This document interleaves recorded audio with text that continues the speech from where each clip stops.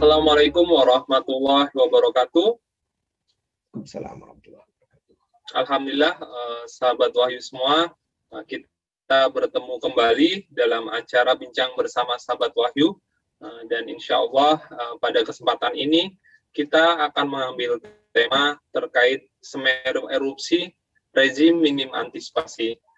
Sahabat Wahyu semua, kita ketahui pada hari Sabtu 4 Desember 2021 telah terjadi letusan Gunung Semeru, di mana akibat erupsi atau letusan ini, data yang kami dapat ada setidaknya 22 orang tewas, sementara 22 orang dinyatakan hilang dan 56 lainnya mengalami luka-luka. Dan erupsi ini juga berdampak terhadap 5.205 jiwa. Yang paling penting adalah banyak pihak yang mempertanyakan, mengapa tidak ada peringatan dini di lapangan, gitu kan? Karena memang dari data yang kami dapatkan juga bahwa memang sejumlah warga mengaku tidak mendapatkan peringatan dini terkait prediksi munculnya erupsi. Oleh karena itu saya juga ditemani oleh narasumber kita, yaitu Bang Rocky Almaroki. Assalamualaikum warahmatullahi wabarakatuh, Bang Rocky, apa kabar? Waalaikumsalam warahmatullahi wabarakatuh, kabar baik, Bung Wahyu. Bang Rocky, kita ketahui bahwa Semeru erupsi lagi, ini mungkin kesekian kalinya, dan saat ini pun menelan banyak korban jiwa, gitu. Kita doakan mudah-mudahan saudara-saudara kita yang mengalami musibah ini, Allah berikan kekuatan, bagi yang meninggal Allah berikan husnul khotimah.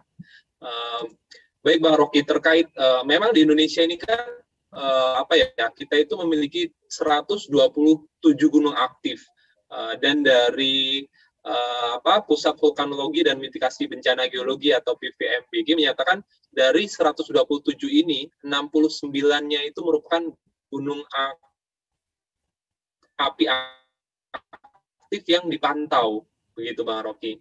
Nah, tapi ternyata dengan kejadian erupsi yang terjadi di Semeru ini, banyak pihak, sejumlah pihak mempertanyakan kenapa tak ada peringatan dini. Misalkan ini Bang Rocky, kita mengutip di Tribun News tanggal 5 Desember, bahwa Kepala Bidang Kedaruratan dan Rekonstruksi Badan Penanggulangan Bencana Daerah atau BPBD Lumajang mengatakan selama ini tidak ada early warning system atau IWS di Desa Curah Kobokan. Padahal alat tersebut penting untuk mendeteksi peringatan dini bencana. Jadi alarmnya nggak ada, hanya seismometer di daerah Dusun Kamar A. Nah, ini dinyatakan oleh Joko atau Kepala Bidang Kedaruratan. Nah, apa tanggapan Bang Rocky dengan kejadian ini, Bang Rocky, dan minimnya sistem peringatan dini yang ada di sana, Bang Rocky? Ya, kalau itu pernyataan dari Kepala Bidang Kedaruratan di BPBD Lumajang, sebenarnya pernyataan pejabat ya, kita tentu mengapresiasi beliau berani menyatakan itu, sekaligus mungkin itu untuk jadi evaluasi ke depan. Kalau memang tidak ada EWS, ini berarti boleh dikatakan negara kurang antisipatif itu. Gitu. Semestinya fungsi negara, apalagi pemerintah ini dibentuk untuk melindungi segenap bangsa dan seluruh tumpah darah. Jadi tidak boleh ada satu manusia warga negara kita yang tidak terlindungi, apalagi kita sudah tahu ada gejala bencana yang Merapi ini kan erupsi atau Gunung Semeru yang Gunung Merapi aktif ini kan masih erupsi-erupsi dan ada pemantauannya. Nah, semestinya memang harus ada early warning system. Jadi early warning system itu penting untuk melakukan penyelamatan nyawa manusia, minimal antisipatif. Jadi kalau itu tidak ada, berarti memang negara tidak hadir untuk menjaga atau mengantisipasi jika terjadi bencana yang membahayakan nyawa dari warganya. Nah, ini kalau dia tidak ada, ini sangat disayangkan. Kalau memang betul-betul tidak ada ya. Tapi kalau pejabat daerah yang mengatakan begitu, ya tentu kita sangat menyayangkan. Dia yang paling tahu kan di BPBD daerah Lumajang kan dia tahu di situ aktif atau tidak. Bahkan tidak ada sirene, coba bayangkan. Iya. Kalau tidak ada sirene yang bunyi kan orang nggak tahu. Bahkan semestinya kalau daerah yang memang rawan bencana seperti itu, ada tahu bahwa Gunung Merapinya aktif, mestinya masyarakat atau rakyat yang tinggal di situ itu sudah dilatih, bahkan mungkin diberi pengetahuan. Kalau ada sirene bunyi pertama, mereka harus larinya kemana atau menyelamatkan dirinya kemana. Kan harusnya begitu. Adanya Supaya apa? simulasi ya yang dilakukan pemerintah, apakah masyarakat ini yang berada memang di sekitaran Gunung Semeru memahami ya ketika keadaan kondisi darurat apa yang harus dilakukan ya kan. Betul, Gitu betul. ya Bang Rocky ya. Iya, betul. Jadi itu memang perlu disosialisasi, perlu dilatih, bahkan mungkin ada perlu geladi ya. Jadi rakyat dibiasakan kalau ada sirene bunyi pertama misalnya, mereka harus lari ke arah mana. Sirene bunyi kedua itu sudah harus di mana. Jadi mereka harus tahu itu tempat titik kumpul mereka untuk menyelamatkan diri itu di mana. Jangan sampai malah tidak ada bunyinya sirene sama sekali. Mereka nggak tahu tiba-tiba awan panas sudah sampai ke rumah mereka, sudah menimbun mereka, bagaimana mau menyelamatkan diri kalau begitu. Nah, ini yang sangat disayangkan kalau semestinya negara yang fungsinya dibentuk untuk melindungi, menjaga, mengantisipasi, justru tidak melakukan peran itu, atau bahkan diakui oleh pejabat daerah BPBD Lumajang tadi mengatakan tidak ada early warning. Ini menurut saya kelalaian negara, dan harusnya bisa dipersoalkan itu pejabat-pejabat yang punya kewajiban dan kewenangan terkait itu bisa dipertanyakan kenapa mereka tidak melakukan antisipasi dan melakukan early warning system. Jadi saya pikir kalau diungkap oleh Tribun tadi ini suatu keprihatinan buat kita kalau memang itu betul-betul terjadi. Ketika tidak ada sirene tidak bunyi ya mereka nggak ngerti, mungkin ada yang teriak-teriak atau mungkin tidak dengar juga.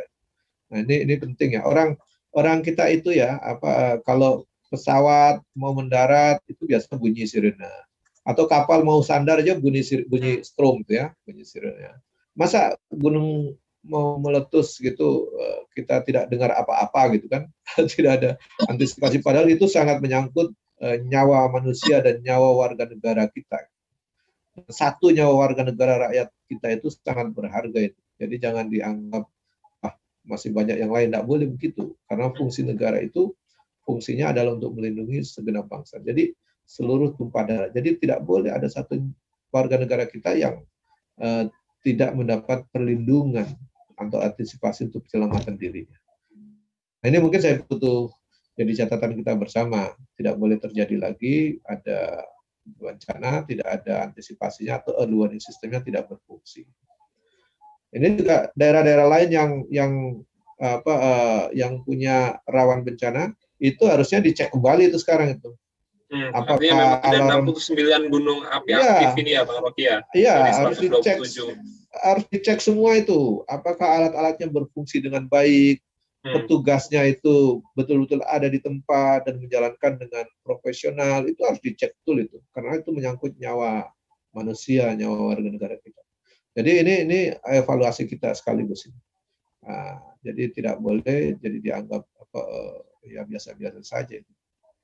Ini, baik Bang Rocky, kita tadi mengutip dari informasi dari Kepala Bidang Kedaruratan dan Rekonstruksi Badan Penanggulangan Bencana Daerah. Sedangkan tanggapan dari PVMBG yang kita ambil dari Kompas 5 Desember 2021 dengan judul "Benarkah tak ada peringatan dini erupsi Semeru?"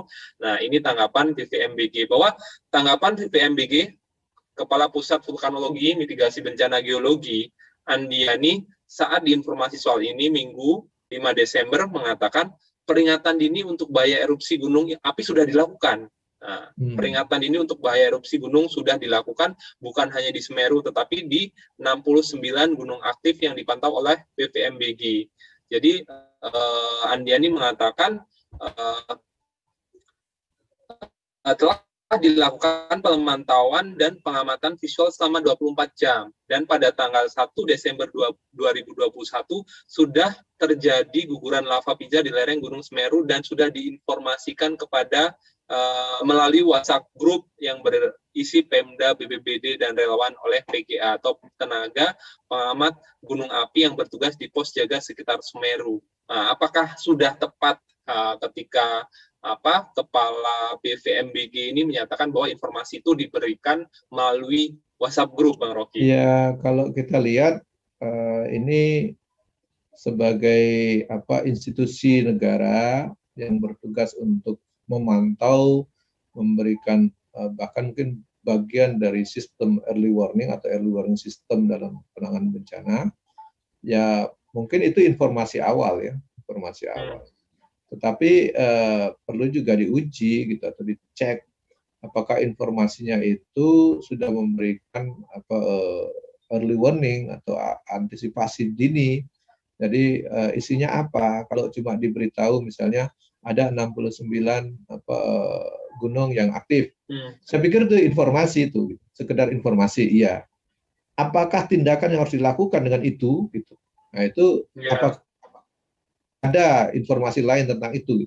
Kalau tidak ada, berarti dia hanya memberikan informasi dini, bukan peringatan dini. Gitu. Kan sebenarnya informasi atau peringatan atau bahkan mungkin arahan itu harus ada. Gitu. Apalagi kalau diberikannya ke WA group, gitu. Nah, belum tentu dibaca. Ini mungkin juga menurut saya, kalaupun betul dia dipantau 24 jam, kemudian hasil pantauannya itu disampaikan ke WA group, saya pikir itu mungkin ada persoalan komunikasi. Nah, tidak semua juga membuka WA group saat itu kan, dan juga tidak semua juga aware ataupun merespon dengan cepat. Artinya memang apakah hal ini bisa dijadikan indikasi tidak seriusnya pemerintah dalam menangani hal-hal kegawat daruratan ataupun kebencanaan, Bang Rocky?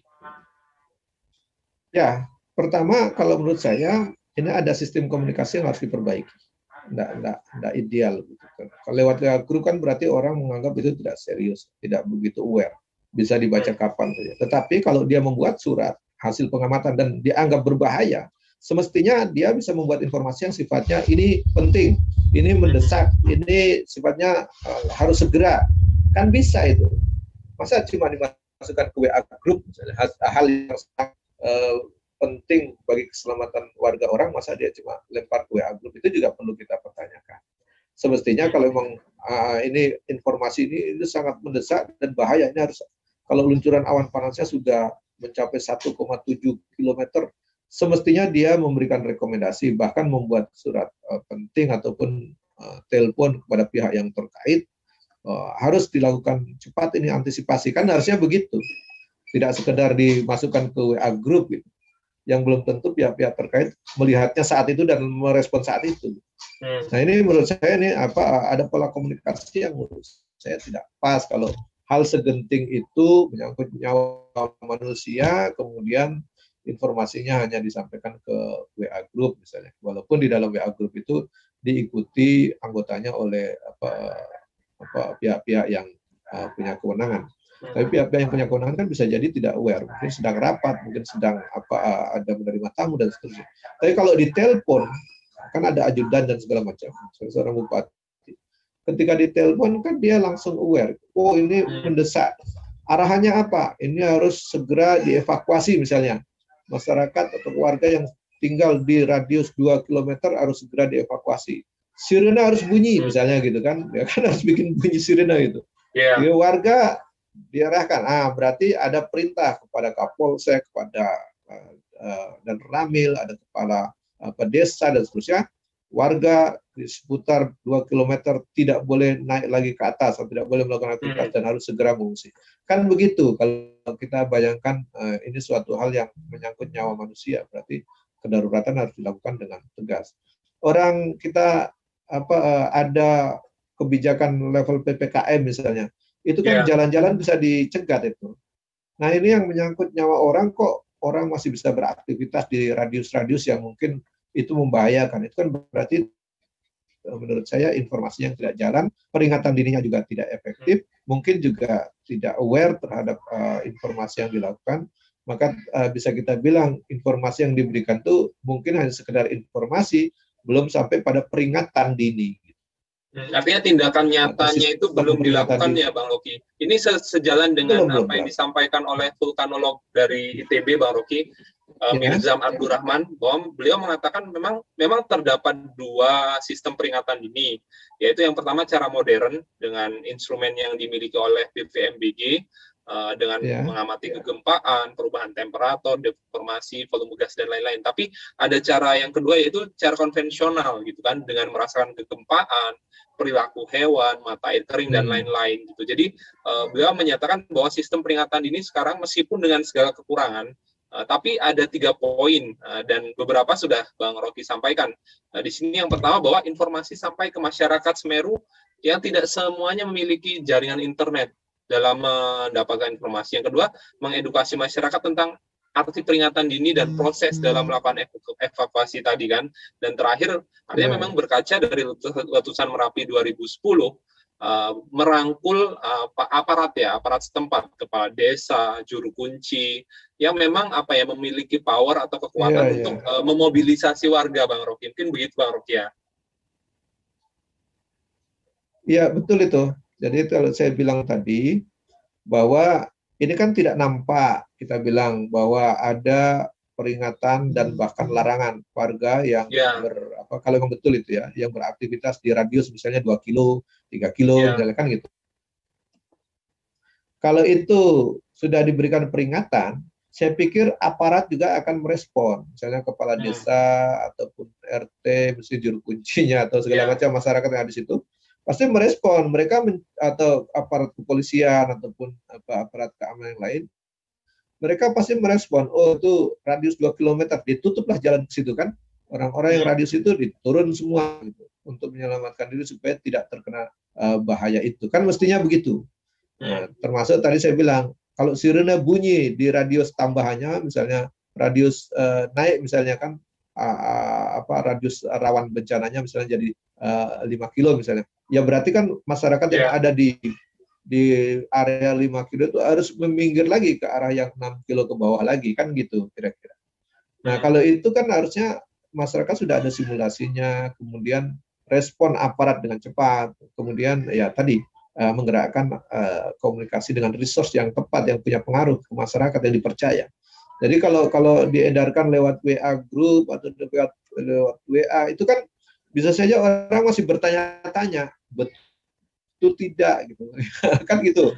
Kemudian mungkin juga tidak sempat membaca. Tetapi kalau sudah dilakukan peringatan kepada aparatnya, misalnya dengan alarm bunyi dan aparat desanya bergerak, aparat polisinya bergerak, tidak boleh ada yang melintasi area 2 km atau radius 3 km.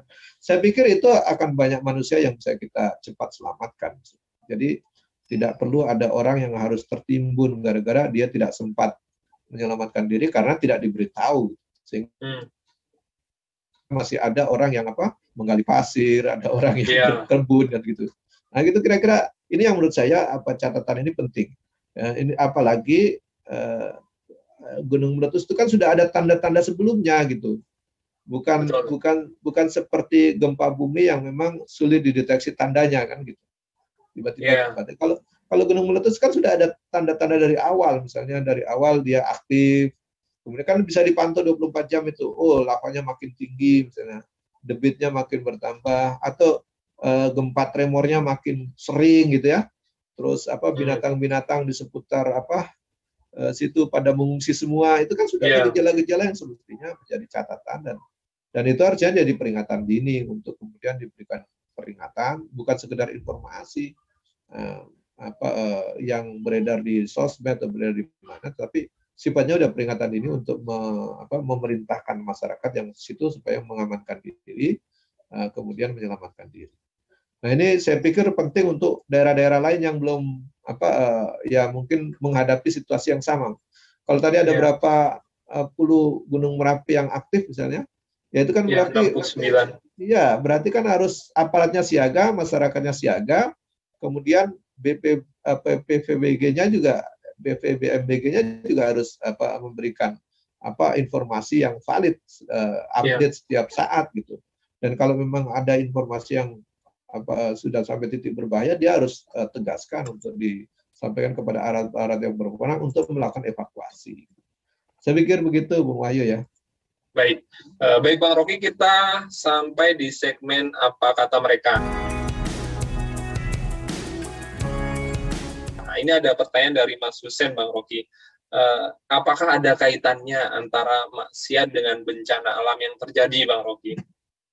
Ya, saya pikirkan alam ini punya punya titik keseimbangan. Kalau dia diganggu, gitu ya, tentu keseimbangannya terganggu. Jadi kalau batuk lah, kalau gunungnya batu, kalau ketinggiannya tanah bukitnya bisa longsor, gitu ya, sungainya bisa meluap, gitu.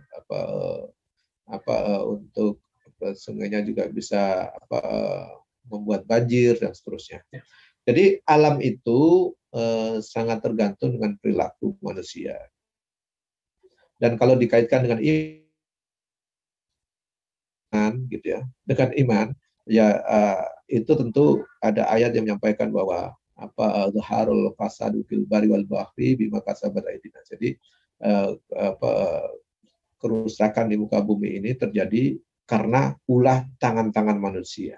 Nah, kalau kerusakan sudah terjadi, bencana itu akan muncul, dan itu sebenarnya yang bisa munculnya bencana ya dari tangan-tangan manusia tadi.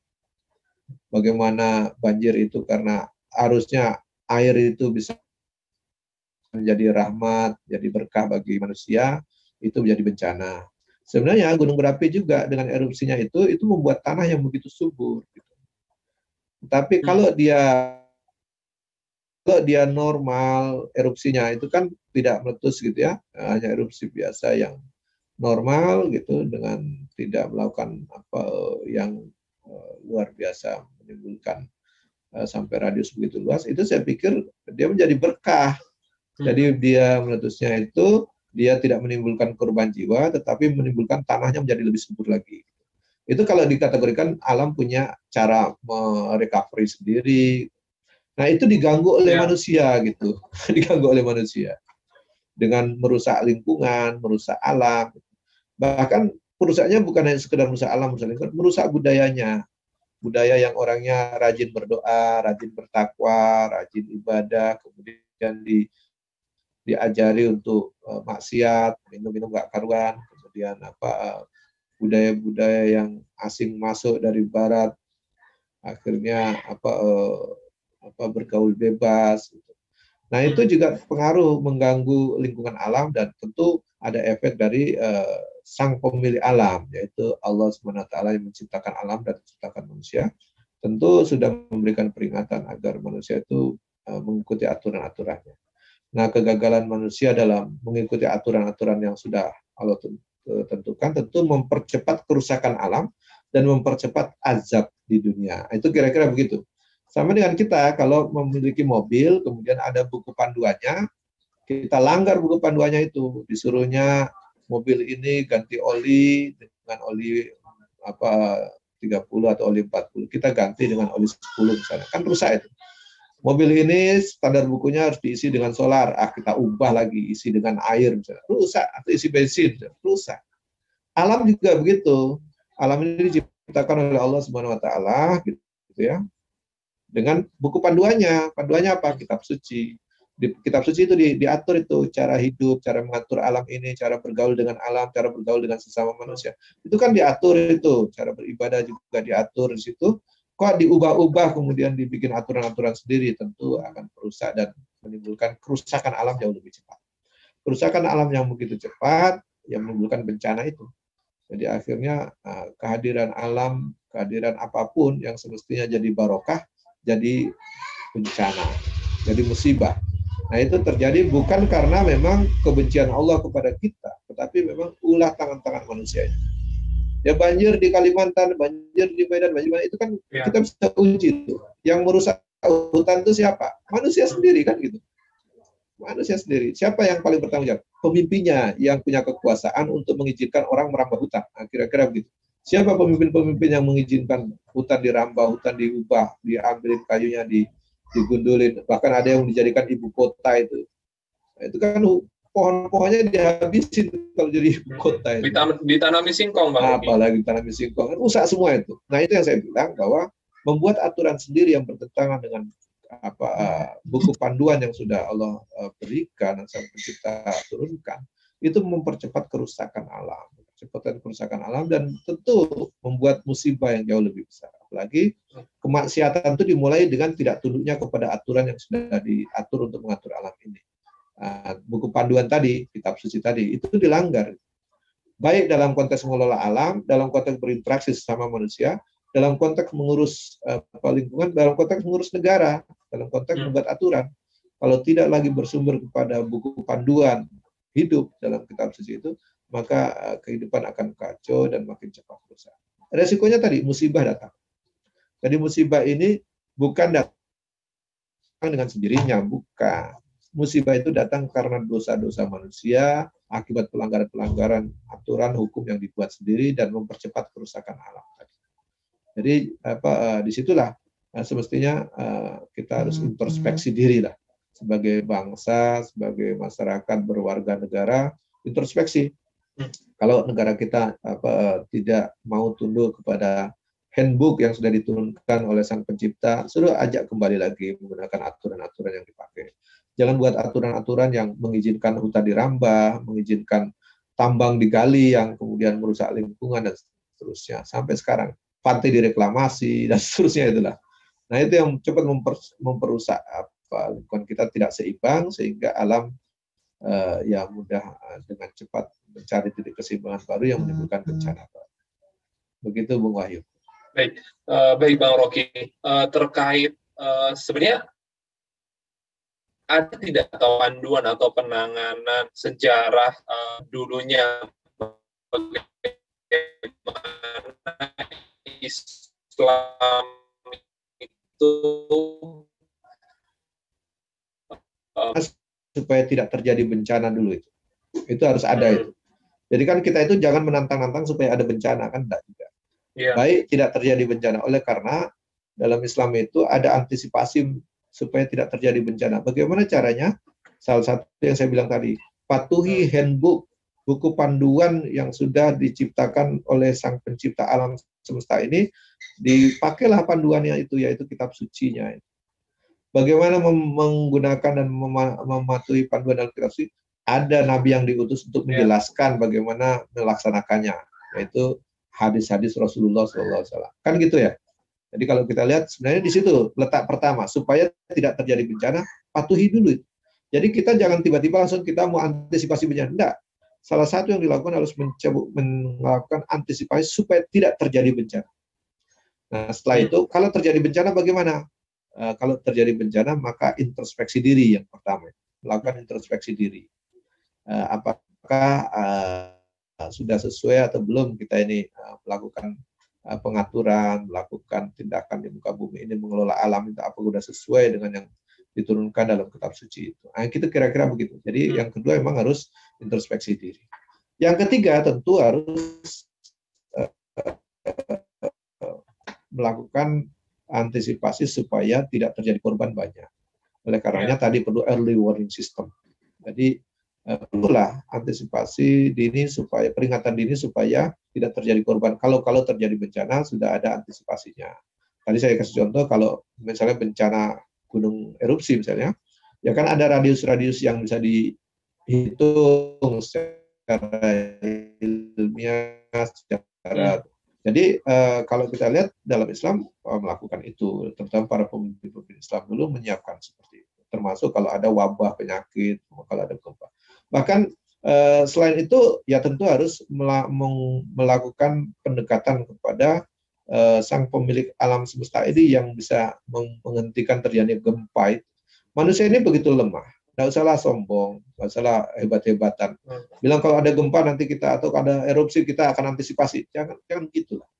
Itu sombong namanya. Ya kita antisipasi supaya jangan sampai muncul bencana gitu. Caranya adalah dengan mengelola alam ini sesuai dengan buku panduan pengelolaan alam, yaitu kitab suci. Kalau dalam Islam ya kitab suci Al-Quran. Penjelasannya di Al-Hadis atau As-Sunnah. Nah itu dulu. Nah bagaimana kalau terjadi alam bergejolak? Dan dalam kepemimpinan Islam paling penting pemimpin. Ya. Pemimpin itu sangat pemimpin ya Bang Rocky. Sangat berpengaruh. Menghadapi kondisi seperti ini. Betul. Kalau pemimpinnya lelet, lambat, ya tentu penanganannya jadi lambat. Kalau pemimpinnya bertakwa, cekatan, terengginas, tentu penanganannya jadi lebih cepat. Bahkan sebelum terjadi bencana, dia bisa menghentikan. Bahkan kalaupun dia berdoa, doanya sangat makbul, gitu kira-kira. Dalam suatu kisah itu kan Umar bin Khattab ketika berkunjung suatu daerah, dia melihat bumi bergetar atau gempa terjadi. Maka dia menjejakkan kakinya di situ dan mengatakan, berbicara kepada bumi, wahai bumi,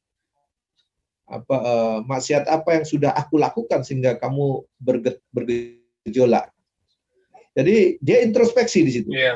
Sebagai seorang pemimpin, dia mempertanyakan, bukan justru dia menyalahkan orang lain, tidak. Jadi bukan menuding orang lain. Jadi karena sebagai pemimpin dia datang justru mempertanyakan kepada bumi. Umar bin Khattab itu mempertanyakan. Umar bin Khattab itu khalifah kedua ya, setelah Abu Bakar. Kalau ada yang belum paham. Jadi Umar bin Khattab sangat terkenal lah dalam bukunya The Golden Story of Umar, itu sangat banyak kisah. Jadi Umar itu bahkan dia mempertanyakan dirinya sendiri kepada alam. Wahai bumi, dosa apa yang sudah saya buat sehingga kamu bergetar atau bergejolak? Langsung buminya berhenti. Nah, gitu kira-kira gitu ya.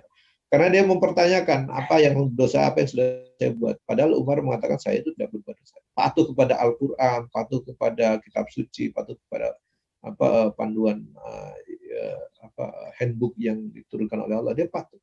Sehingga tentu tidak ada alasan untuk alam itu bergejolak. Tetapi kalau ada yang bergejolak juga, maka di suatu tempat Umar bin Khattab juga bertanya kepada masyarakatnya, wahai masyarakat, dosa apa yang sudah kalian buat sehingga alam jadi bergejolak, bumi jadi berguncang. Dia mempertanyakan, setelah mempertanyakan dosa sendiri, dia mempertanyakan dosa kepada masyarakatnya.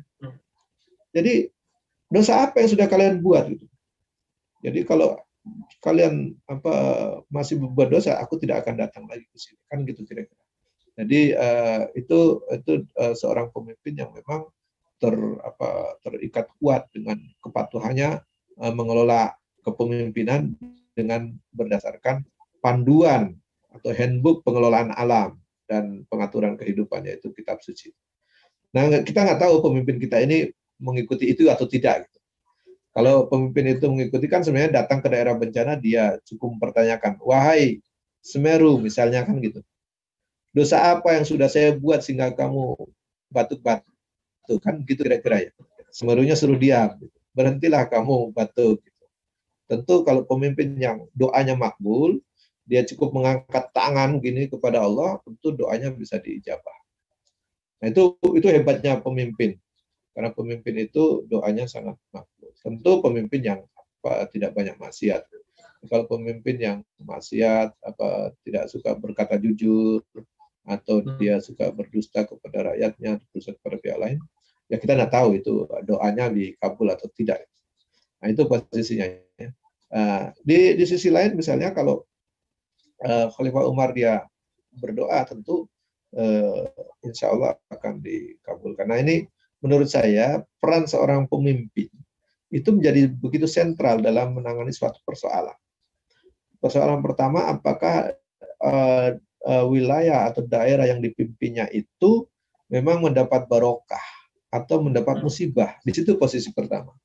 Kalau dia memimpin daerah itu atau negara itu dengan handbook yang sudah diturunkan untuk mengelola supaya bisa terhindar dari bencana, supaya dia terhindar dari musibah dan justru turun barokah, maka insya Allah daerah itu penuh barokah. Jadi saya bilang, turunnya hujan itu bisa menjadi berkah, bukan menjadi musibah bagi orang-orang yang bertakwa. Bagi orang-orang yang maksiat tentu turunnya jadi musibah. Sama dengan tadi, erupsinya sebuah gunung gitu, itu bisa menjadi berkah, bukan musibah. Bisa jadi kalau dia ditangani dengan baik, erupsi gunung itu menjadi berkah, daerah menjadi lebih subur lagi, dan tidak perlu ada korban jiwa. Kenapa? Sudah diantisipasi. Begitu mau erupsi, ya minggir dulu lah, jangan nantang-nantang, erupsi malah datang gitu. Nah, pemerintahnya juga harus tegas itu. Yang mau sok-sok jago, cegat aja gitu, suruh mundur dulu gitu.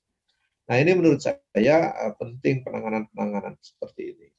Dan kalaupun mau mereduksi ataupun mau mencontoh ya sistem penanganan, sistem pengelolaan pemerintahan dalam kepemimpinan para orang-orang hebat seperti Khalifah Umar, Abu Bakar. Saya pikir kita perlu belajar banyak dari sana ya.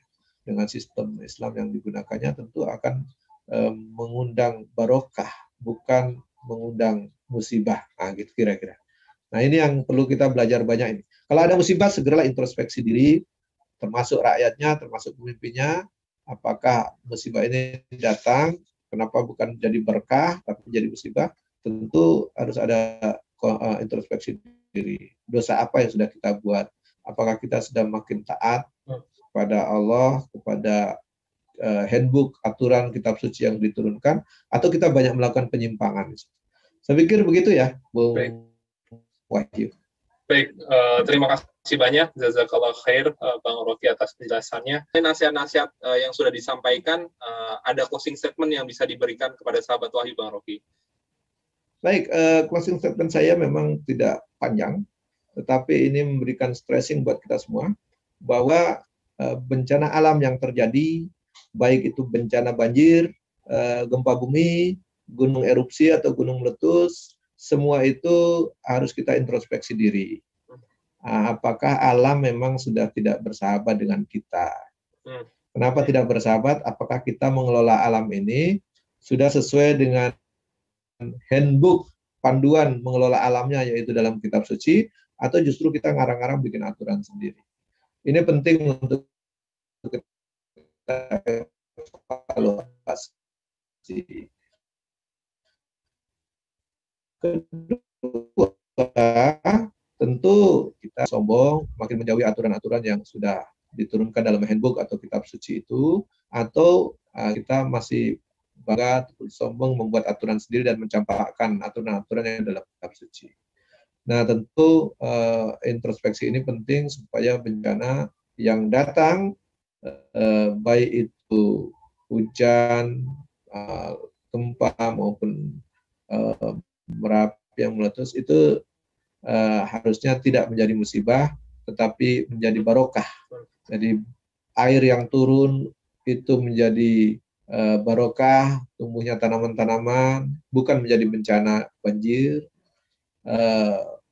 Merapi ataupun gunung yang erupsi, laharnya yang ini itu menjadikan tambah subur lagi bumi-bumi di sekitarnya, bukan menjadi musibah yang menimbulkan korban jiwa. Oleh karena perlu antisipasi dan peringatan dini yang diperbaiki, terutama yang paling penting adalah mengelola alam dan mengaturnya sesuai dengan handbook, yaitu kitab suci yang sudah Allah turunkan.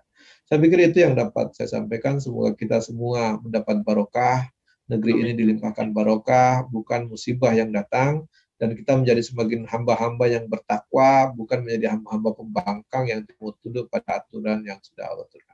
Terima kasih. Assalamualaikum warahmatullahi wabarakatuh. Waalaikumsalam warahmatullahi wabarakatuh. Baik, sahabat Wahyu semuanya, kita sudah sampai di penghujung acara dengan tema kali ini, yaitu Semeru Erupsi, Rejim Minim Antisipasi. Mudah-mudahan bencana yang terjadi ini tidak terulang lagi. Kita berdoa kepada Allah, dan apa yang disampaikan oleh Bang Rofi, yaitu ketika manusia, baik pemimpinnya ataupun rakyatnya, itu mengikuti aturan yang dibuat oleh Sang Pencipta Allah Subhanahu wa Ta'ala, gitu kan, dengan Al-Qur'annya, dan diimplementasikan oleh Rasul dengan sunnah-sunnahnya, maka insya Allah keberkahan, keamanan, kesejahteraan itu akan didapatkan, gitu. Karena memang Allah juga berfirman dalam Quran surat Asy-Syura bahwa dan apa saja musibah yang menimpa kamu maka adalah disebabkan oleh perbuatan tanganmu sendiri, dan Allah memaafkan sebagian besar dari kesalahan-kesalahanmu. Nah, dari sini kita mengambil ibrah bahwa introspeksi diri itu sesuatu yang sangat penting, gitu, di mana apakah memang selama ini pemimpin-pemimpin negeri ini apakah patuh taat terhadap Allah, gitu kan, dan Rasulnya, atau justru menjadi para pembangkang-pembangkang. Nah, itu nanti silahkan dijawab masing-masing, ataukah, dan juga kepada kita semua, mungkin diri saya pribadi dan sahabat Wahyu semua, apakah kita ini taat sama Allah dan Rasulnya, ataukah kita ini yang orang-orang yang suka bermaksiat, gitu. maka yang bisa menjawab adalah diri kita masing-masing. Baik Bang Rocky, sepertinya kita sudah sampai di penghujung acara. Saya ucapkan terima kasih jazakallah khair kasiron atas waktunya dan kesediaannya sudah bersama saya menemani kurang lebih hampir 45 menit. Mudah-mudahan Allah memberkahi, dan saya mohon maaf apabila ada kata-kata yang salah. Insya Allah kita bertemu di tema selanjutnya. Saya akhiri. Assalamualaikum warahmatullahi wabarakatuh.